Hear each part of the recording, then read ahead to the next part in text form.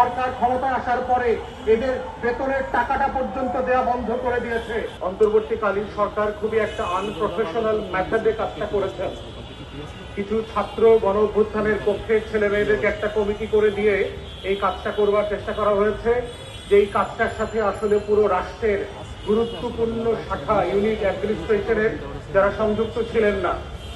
আজকের এই 11 দলীয় সমাবেশ থেকে আমরা সরকারের কাছে আহ্বান জানাচ্ছি যে আপনারা বাংলাদেশের ইতিহাসের সবচেয়ে গত 850 বছরের ইতিহাসের সবচেয়ে গুরুত্বপূর্ণ রাজনৈতিক ঘটনা যে কালেকটিভ মেমোরি, এই মেমোরি সংরক্ষণ করবার জন্য আপনারা একটা কমিটি করবেন, যেটা ক্রস পার্টি পার্লামেন্টের সকল দলের সদস্যরা মিলে। শিয়া বাটার ও ভিটামিনে সমৃদ্ধ লিলি বিউটি সোপ, তারুণ্যময় উজ্জ্বল ত্বকের জন্য। মানবাধিকার কর্মী থেকে শুরু করে সাংবাদিক, আইনজীবী যারা সবাই এই কমিটির সদস্য হিসাবে থাকবেন, তাদের কাজ হচ্ছে আমাদের এই পুরো শহীদদের তালিকাটা আইডেন্টিফাই করা, এবং এই আইডেন্টিফাই করবার ক্ষেত্রে অনেকগুলো জায়গায় যে ঘাটতি আমরা গত বছরগুলোতে দেখেছি, সেটা হচ্ছে আপনাদের মনে থাকবার কথা, আওয়ামী আমলের 24-এর আমির আমিন নির্বাচনের পরে যিনি স্বাস্থ্যমন্ত্রী হয়েছিলেন তিনি প্রফেশনালি অনেক বড় চিকিৎসক, কিন্তু আওয়ামী আমির আমিন নির্বাচনের ডাক্তার হয়ে তিনি গণ অভ্যুত্থানের বিপক্ষে অ্যাক্টিভলি কাজ করেছেন। হাসপাতালগুলোতে ফোন করে করে বলেছেন যে অভ্যুত্থানের পক্ষের কারোর মৃত্যু যেন তালিকাভুক্ত করা না হয়, চিকিৎসা যেন না দেওয়া হয়, এবং তখনকার তালিকাগুলোতে কোনো ডকুমেন্টেশন না থাকার কারণে যেটা হয়েছে, অনেক শহীদ এবং আহত ভাই বোনেরা তাদের কাছে কোনো লিগাল ডকুমেন্ট নাই যে 24-এ তারা আহত হয়েছিল।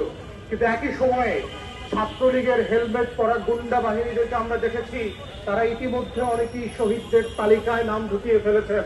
আমার এলাকাতে আমি এক সাবেক ছাত্রলীগ নেতার নাম ইতিমধ্যে খুঁজে পেয়েছি, যার কবর জিয়ারত আমি করে ফেলেছি।